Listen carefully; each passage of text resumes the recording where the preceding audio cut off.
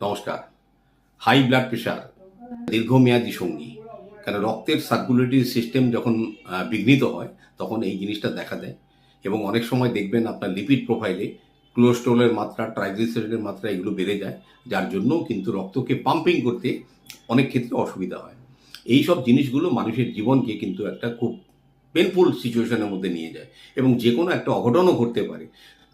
আর অতি অবশ্যই একটা 3 মুখী আর 5 মুখী রুদ্রাক্ষর মালার কম্বিনেশন করে অন্তত ধরুন 6টা বিটস নিয়ে গলায় ধারণ করবেন, তাতে অনেক ভালো থাকবেন। আর অহেতুক উত্তেজনা থেকে বিরত থাকুন।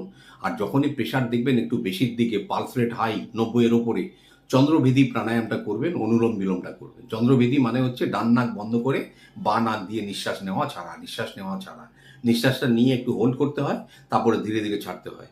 এগুলো করলে কিন্তু আপনি অনেক ভালো থাকবেন। সাথে রুদ্রাক্ষর এনার্জিটা শরীরে থাকলে কোনো বিপদে অন্তত